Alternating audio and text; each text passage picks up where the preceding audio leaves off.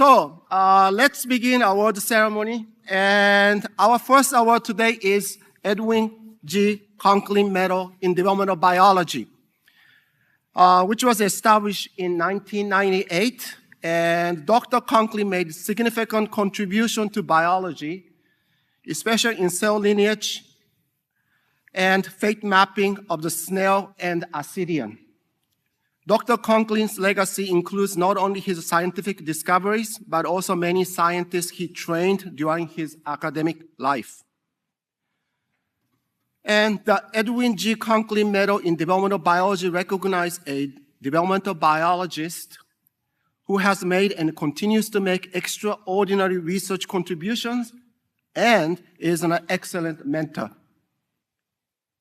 Today, I'm honored to introduce the winner of the 2024 Edwin G. Conklin Medal to Dr. Chris Do from University of Oregon.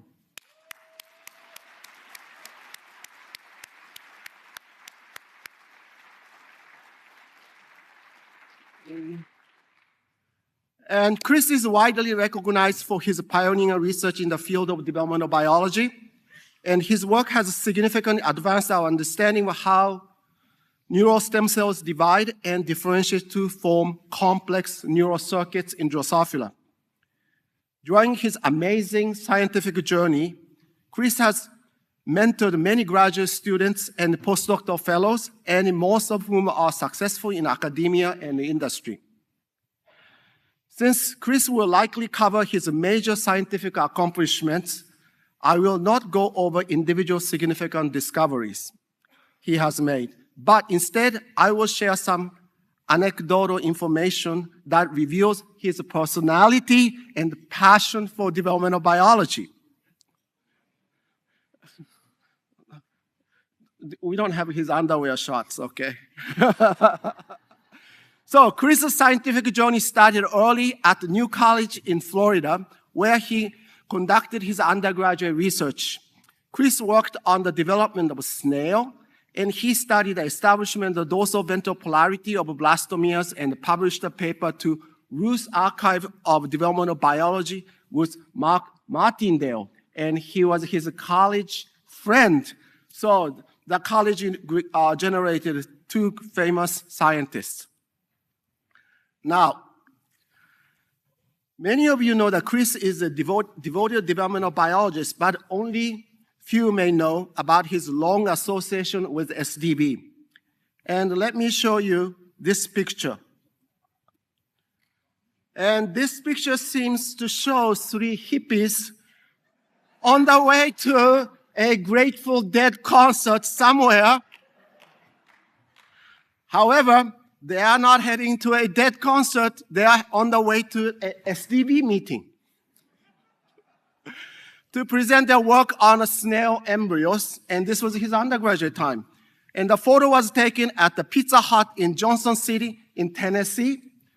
And if you are from Tennessee, you might recognize this Pizza Hut, and it's still there, okay? So please watch out. If Chris becomes the president of the SDB, he might want to have an annual meeting there, okay? Something to consider. Now, question to you is, do you know which one of these three people is Chris? Well, he is the one sitting at the bottom, looking up. That's Chris, all right? I couldn't tell, so I have to ask him which one is his. So after graduation, Chris went to graduate school and joined the lab of Corey Goodman. Then he did his postdoc in the Matt Scott lab. And during this training period, he discovered that insect neural stem cells originate from equipotential ectodermal cells. And he found that when a neuroblast is ablated, neighboring cells take over. And this finding provides a mechanism of lateral inhibition. And this classical piece of work was published in Nature, but importantly, followed by two highly cited papers in developmental biology. Okay?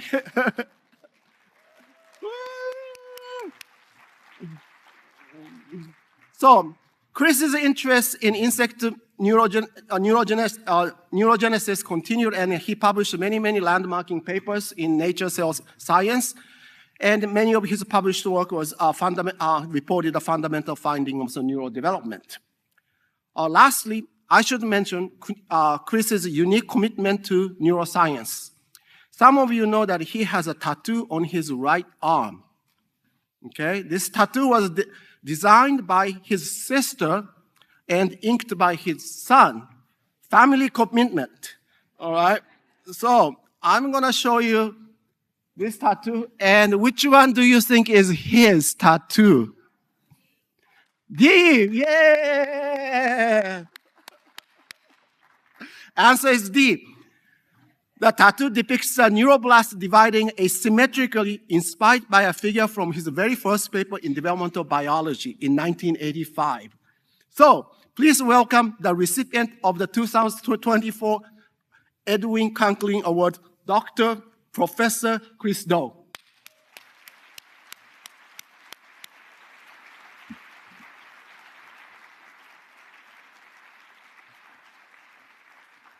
Okay, so I'm really honored to receive this award for at least two reasons. One is, as Ken said, I worked on snail early development in the 3D blastomere in particular. If I get a second tattoo ever, it'll be the 3D blastomere. And at that time, as an undergraduate, Conklin was my first hero, my first scientific hero. The cytoplasmic determinants and asymmetric cell divisions have stuck with me for my entire career. I was imprinted early on by reading Conklin's work.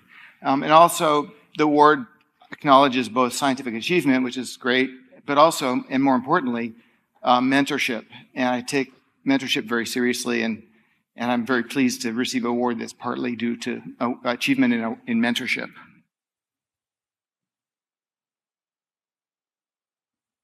Let's see, spacebar doesn't seem to be advancing. Oh, there it is. And so what I'd like to do is start off with this slide that nobody can read, but you can hopefully see the colors.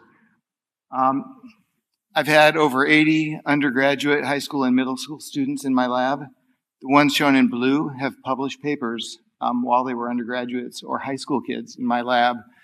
I've had 39 so far graduate students. In blue are the ones that are in STEM with the little plus marks by them. For both postdocs and graduate students, the little plus marks indicate they're actually running an academic research lab right now. And that's I'm so proud of them for being so successful. I'd like to start with just mentioning my undergrad and graduate advisors who were terrific mentors for me. Okay, let's try. I'm clearly having trouble figuring out how to advance. That must be backwards. There we go. Okay, and so my undergraduate mentor, John B. Morrill, was transformational. Like many of you had great undergraduate mentors or high school biology teachers. These early people in the career make an oversized impact. John was very critical about everything, and he encouraged us to be, as undergraduates, to trust our instincts, trust our research, and be critical too, and not defer to power. And so he would send us off to ASCB, SDB, meetings like this, and say, ask the tough questions. Go find people at posters and pump them for information, and always be inquisitive and never take anybody's word for it. Just look at the data. And so we did go, and he paid for these trips out of his pocket. At New College, there was only 400 students and maybe a dozen biology majors and no money at all. And so he paid for our trips. And he sent us to these big meetings like this one, where we were able to learn from established scientists. But he also took us to little meetings, like the regional meetings. And my very first talk was at this regional meeting. And I can't read it from the side so much, but basically what Ken said is true. It's Johnson City, Tennessee. And Mark Q. Martindale, my partner in crime throughout my thesis days, and I both gave our first presentation there. And that was me at the bottom with all the hair that you saw by Ken's slide, but the guy with the blonde hair is Mark Q. Martindale, and we've been very close ever since. My graduate mentor was Corey Goodman, and he too influenced me greatly and directed me towards insect neurogenesis, which has been my career so far. And that's a grasshopper embryo he's holding up there. And he also pushed for excellence and mostly, though, let us run free. And what he did was he brought in really smart people, postdocs and graduate students, and let them have their way and do whatever they wanted to do with very little focusing or guidance. And so that was great because we weren't just doing the experiment we were told to do, but we were able to be creative and innovative. And I appreciated that. In my time there, I was mentored by Paul Taggart, who taught me how to do laser ablations, John Thomas, who taught me Drosophila genetics, and Nipan Patel, who taught me everything about antibody staining, which I'm still using those lessons to this day with my lab. So in 1989, I started my own lab at University of Illinois, Champaign-Urbana. And the question that I wanted to ask was, what are the mechanisms used to generate neuronal diversity? And that's a really big question, but it's been 30-some years now. And conceptually, I'll show you on the next slide, conceptually, we have solved it. We know the mechanisms that specify every single neuron in the Drosophila embryo and extrapolating into the larvae and adult. So the major steps and mechanisms are known, and I'll show you on the next slide, but of course, the molecular details are still being fleshed out, and there's tons of work to do. I don't have a pointer, but I can use my cursor, my mouse. So there's three main steps in generating diversity. First of all is spatial patterning, where in the neuroectoderm, genes are expressed in orthogonal stripes or columns or rows, and the intersection of those spatial factors creates a neuroblast or a positional identity that's inherited by the neuroblast that delaminates from that neuroectodermal patch of cells. So you create this tartan quilt of determinants, spatial factors, and every neuroblast that delaminates brings with it that spatial code, and that's transient. For about 2 or 3 divisions, those spatial factors are present, and then they're gone, but the spatial identity persists forever in that cell and its progeny. So they're committed after just a short exposure to spatial factors. And then every single neuroblast, which are all different and shown in the grid, each one of them coordinately has a sweep of temporal gene transcription, temporal transcription factors, and basically Hunchback, Kruppel, PDM, Cas, and Graney-head, which isn't shown here, are sequentially expressed in the neuroblast and inherited by their progeny, and this diversifies the lineage. Every neuroblast is different, and then every neuroblast makes different neurons because of the temporal patterning within that lineage. And every neuroblast uses the same temporal patterning code, which makes life easier. It could have been every neuron had a unique combinatorial code of transcription factors, and we never would have discerned the logic behind it, but it wasn't so. It was simple as cascade of transcription factors inherited by the progeny specifies their fate. And then the final step in distinguishing is every progeny of a neuroblast, called ganglion mother cell, every progeny goes through one more terminal asymmetric division. That's a notch on, notch off division. And I'm not going to I don't have time to mention that mechanism anymore. But what I'll do is I'll tell you 3 different experiments on spatial. And I should say that, of course, neuroblasts divide asymmetrically. Again, very Conklin-esque pattern of division. And so I'll tell you my favorite spatial experiment, my favorite asymmetry experiment, my favorite temporal identity experiment, and then spend the last few minutes talking about where we're going now with this information, in our pockets. What do we do next?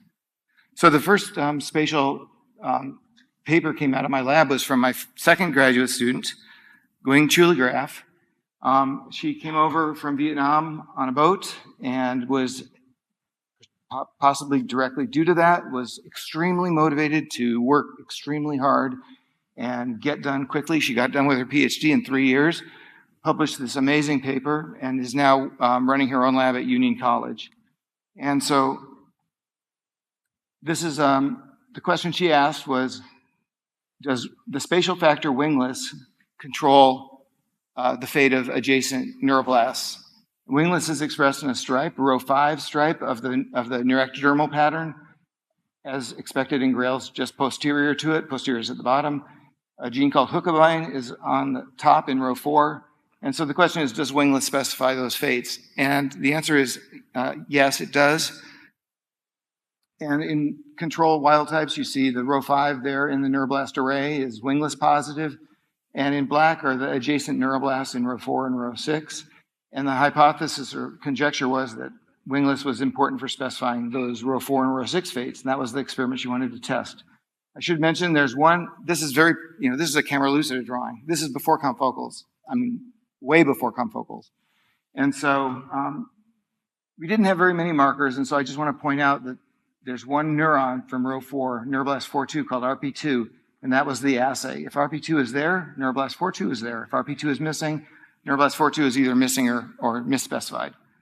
And so if you look, and she used a wingless TS mutant, a quick-acting TS mutant, and when she shifted to non-permissive temperature, so no wingless is there at all, row 5 is fine, because wingless doesn't do anything cell autonomously in this system.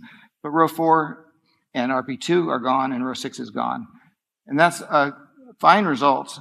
I was very happy with that result. But Gwing went on to do something that no other graduate student has ever done in my lab, which is to find out when wingless is required temporally. She used this fast-acting TS allele of wingless to turn on or turn off wingless at incredibly precise times in development to find out when it was needed and if it was continuously needed.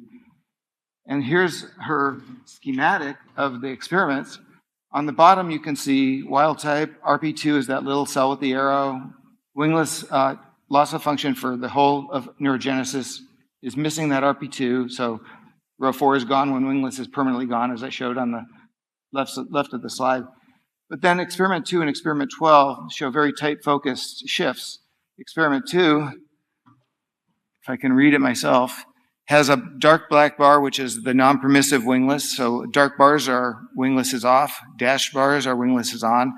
And so just taking wingless off for a very short period of time in embryogenesis caused loss of RP2, even though wingless was present afterwards.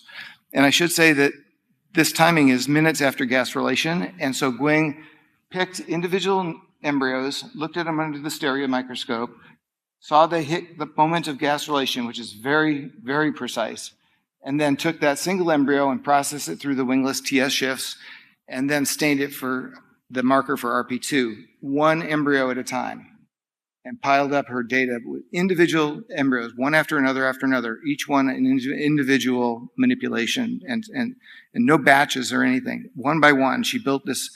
And then experiment 12 shows that if wingless is allowed to be active just for that brief 45-minute interval, there is no defects. Everything is wild type. So wingless is necessary and sufficient only in this very short half-hour window, way before neuroblasts are forming. You can see at the bottom there, neuroblasts form at the end of this timeline. And so that set the stage for every single spatial factor that our lab characterized. They're all used in the neuroectoderm.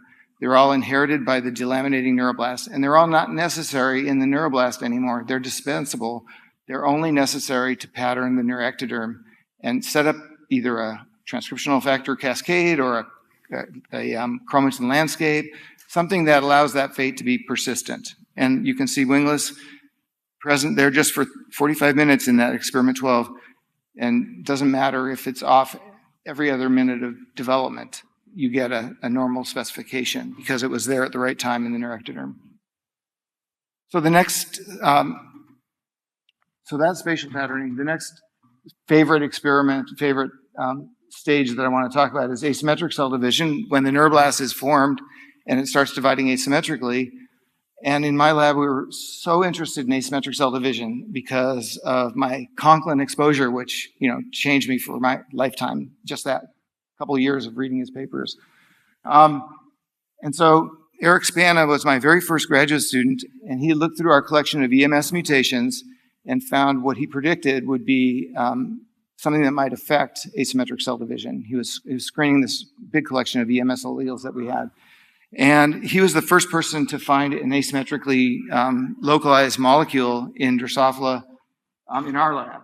And paralleling work was done in the Yunnan Jan's lab at UCSF, where they found NUM, another asymmetric protein, both of them going to the basal cortex. So the neuroblast on the left is in metaphase, and you can see there's blue, that's Prospero, the factor that Eric found. In red are asymmetric determinants that promote stem cell self-renewal. And telophase is in the middle neuroblast, and you can see those blue Prospero protein being segregated into the small daughter cell. And that picture was taken by Sarah Segrist, who I'll talk about on the next slide. but it highlights the importance of both cell polarity, asymmetric cell determinants, and spindle orientation, because you're not going to get an asymmetric cell division unless you line the spindle up in the axis of polarity. So there's Eric with his sake bottle as a totem for asymmetric cell division. And I've kept that in a place of honor on my office shelf ever since. And spindle orientation was pioneered by Karsten Siller in the middle, Sarah Segrist below, and Clemens Cabernard up above. Sarah came from Utah, joined our PhD program. Karsten in the middle came from Germany in the area of Bavaria to join our PhD program. They both did a lot of confocal work back in the day and spent a lot of time in the darkroom together. And one thing led to another, and well, you know the end of the story. They now run a lab together at University of Virginia and have a wonderful son who's learning to drive this year. So that was a very productive set of experiments. And Clemens joined the lab soon after Sarah and Karsten graduated, and he worked on asymmetric cell division, and he's still doing beautiful work on spindle orientation, had a beautiful Nature paper right at the end of his time in my lab on how cleavage furrow is positioned asymmetrically along the polarity axis. And he's now a faculty member at University of Washington up in Seattle, doing really, really well. Okay, and then I come to Cheng-Yu Lee. He looked at all of the work that Carson, Sarah, Clemens, Eric had done. I was like, you guys are focusing too much on the details. Let's look at the big picture. You're making an asymmetric cell division. I see you can get polarity proteins. What do they do? What are they for? And the hypothesis here was that the determinants that stayed in the neuroblast promoted self-renewal and proliferation. The determinants that went into the daughter cell promoted differentiation and cell cycle exit. And so Cheng-Yu screened through mutants, and he didn't work on the embryo. He was the first person in my lab to work on the larvae. Those are larval brain lobes over there. And so he looked for mutants where you had too many stem cells, not enough neurons. In green is a stem cell marker in wild type. There's 100 neuroblasts per brain lobe, and then thousands and thousands of LV Q positive neurons in red. And he found a series of mutants, including the one shown there named BRAT, or brain tumor, because it has a tumor of neuroblasts at the expense of neurons. And those tumors are malignant, metastatic. They could move through the pupil. They could migrate around. True tumorigenesis phenotype. And Cheng-Yu is now doing amazingly well, working out the nuts and bolts of how these proteins promote self-renewal. The details are complex, and he's the right guy to do it. And he's now running a lab up at University of Michigan and doing really well on following up on these mutants that he had. And he published 3 papers on 3 different mutants, all in 2006, and got a job, of course, in 2007. So that's asymmetric cell division and spatial patterning. My very favorite experiment of all time is the next one. It's where we discovered, we meaning Takako Ishiki, a postdoc in the lab, discovered this temporal transcription factor cascade. And Takako had vision several years before. What was sitting in the literature was this beautiful stain from Ward Odenwald's lab showing they were working on repressors of PDM. And so they had hunchback in blue in the deep layer of the CNS. This is a side view of the CNS, mature neurons, postmitotic neurons. And hunchback is in blue, PDM is in green, castor is in red. And the blue and red transcription factors repress the green one to carve out this laminated expression pattern. And Takako found a 4th one called Krupel, which isn't shown in their picture, and then went on to show how this pattern was established and what the function of these genes were, which is a very impressive amount of work.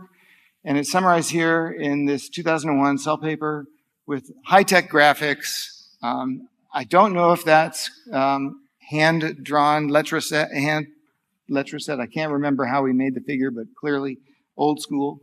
And basically what Takako showed was, instead of every neuron having its unique combinatorial code, every neuron had a unique every neuroblast had a unique spatial identity, but then they all use the same mechanism to diversify their lineage, which is sequentially expressing hunchback PDM, hunchback Krupel, PDM, and Castor.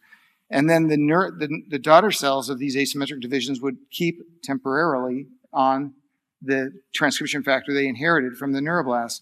And that allowed spatial and temporal to be combinatorially used to specify individual progeny identity. And they didn't just specify motor neuron identity. We were working on hunchback before Takako, thinking it was a motor neuron determinant because all the motor neurons are born early. And so we thought it's got to be motor neuron determinant. Takako showed it specified firstborn fate, no matter what the fate was. In each lineage shown to the right, there's a different firstborn. Sometimes 2 neurons squeak out within that window, but mostly it's 1. And some of them make motor neurons, some of them make serotonergic interneurons, some of them make glia, and some of them make ascending projection neurons to the brain. All of those different neuron types and glia types are specified by hunchback. It specifies birth order type, not cell type. And that paper simplified the problem of how do you make neuronal diversity to combinatorial, spatial, and temporal, which was an amazing breakthrough for our lab. Okay, so I'm not going to talk about the final division, but that was characterized in detail by Jim Skeeth when he was in my lab. He was my first postdoc, and he did really fantastic work on this notch-genome asymmetric cell division. What I'd like to spend the last few minutes on is what do we do now? We have these mechanisms. How do we use that information?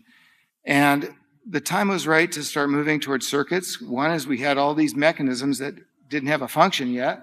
And also, Genelia had landed their spaceship down in Ashburn, Virginia, and we're starting to put out EM reconstructions, GAL4 lines, lots of tools. So what we've been doing since about 2016 or so is asking, can we find circuits that control specific behaviors? Can we then ask which developmental mechanism is most important, correlated, and functionally used to create those circuits? How is this developmental information used to create neural circuits? And so to do this, we needed circuits. And to find the circuits, we started with GAL4 lines that were sparsely expressed, that when used to drive crimson activation could elicit specific behaviors. Because then we had neurons and a real behavior that could elicit, a real circuit that could elicit a real behavior. So this work was pioneered by Ellie Heckscher. She came out of Gray Davis's lab at UCSF, neurophysiology lab, and decided to dump all that and start on development of circuits, which, bless her heart. And Matt Q. Clark over there, now teaching at Bucknell University, designed the screen along with Ellie, and I'll show you the screen and how successful it was. Ellie is now a faculty member, just got tenure at University of Chicago, doing really well. And so here's a nice picture of some of the GAL4 lines Genelia made. They took cis-regulatory elements from genes expressed in the adult brain. And so all their GAL4 lines are sort of biased towards neural expression. We screened through 6,000 of those lines looking for sparse patterns of expression in the embryonic CNS, found about 200, used those, as the words at the bottom of the slide say, we used those sparsely expressed GAL4 lines to drive crimson to trigger, hopefully, very discrete behavior. And we found about a dozen categories of behavior that are shown on the left. I'm not going to go through any of them except for the one that's in a red box. When these GAL4 lines, several of these GAL4 lines were shown by Ellie and Matt to, when activated, elicit backward locomotion. And that's shown in the movie that I'm going to play in a second. But I also should mention that Barry Dixon's lab found a set of neurons that control that could induce backward locomotion in the adult. And so ours was the larvae, theirs was the adult. The movies look like this. You'll see crimson coming on, and you'll see the guys go backwards, both of them. So they go forward 90% of the time in their life, but they have a backward locomotion in response to these neurons being activated. And due to noxious stimuli, like if they bump into something, a dead end, they'll use this neuron to back up. Or if there's something, high salt ahead that they encounter, they'll back up. And it turns out that Kristen Lee in the lab discovered that by immortalizing the neuron that I'm going to show you on the next slide, she showed that the same neuron was persisting through metamorphosis, triggering backward locomotion in the larvae and triggering backward locomotion in the adult.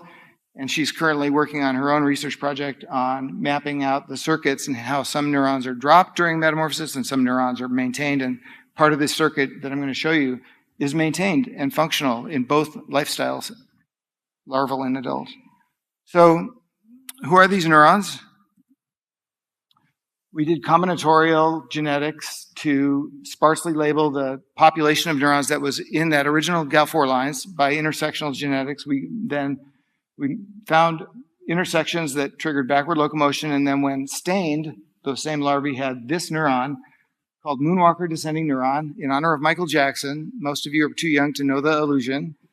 But that single neuron could drive backward locomotion. Normally, there's two on each side, that work identically. They have identical circuits, identical partners, identical synaptic weights. But you don't need four, you just need one. And so then, again, I said Genelia made GAL4 lines, which we have successfully used to find all kinds of behavioral phenotypes.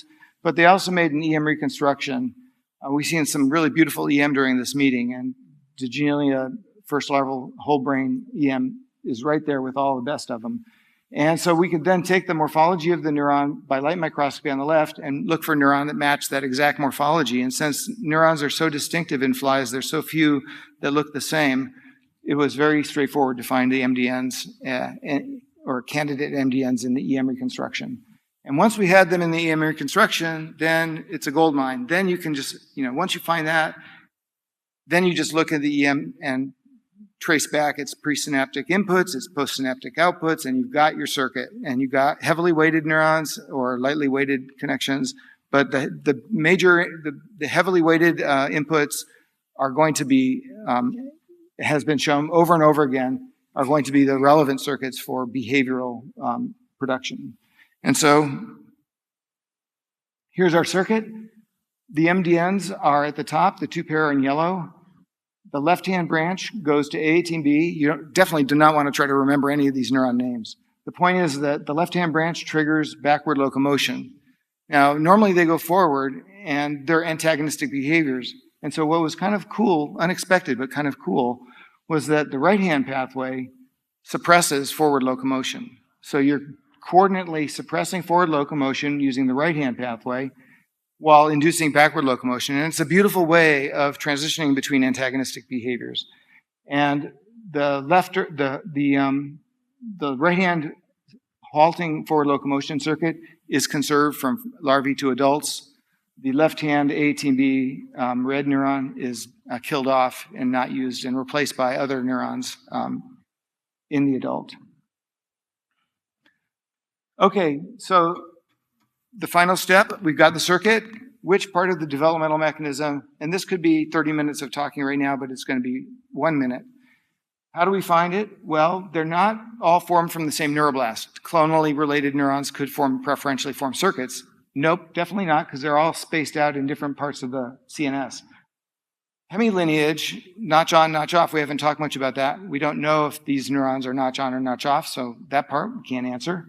But Kristen stained for the temporal transcription factors to see if any of them or their downstream direct targets are maintained in these neurons, and she found that all four of these neurons expressed and kept on, which is very unusual, the temporal transcription factor hunchback. So they're all firstborn neurons, and they're all in the same circuit. And parenthetically, we have another project on proprioceptive circuits coming out of the screen, and all of the neurons in the proprioceptive circuit are late-born, castor positive. And so we have two examples of circuits where the neurons in the circuit share a common temporal transcription factor. And so that tells us what we need to do. We need to find the targets of those guys. And we have to find them in a lineage-specific way because they trigger different cell types in each lineage. So we have to focus lineage by lineage on the hunchback and CAS-positive neurons and address the question, are some of their target genes used for axon pathfinding, synaptogenesis, circuit formation? And that's where we're headed. I'd like to thank funding agencies, collaborators, only a few of which are shown there in white, and the almost 150 high school kids, middle school kids, undergraduates, graduate students, postdocs, and technicians that have made this all this work possible. That everything I've told you from the time we started off in my lab in 1989, every single thing I told you was done by one of those 149 people.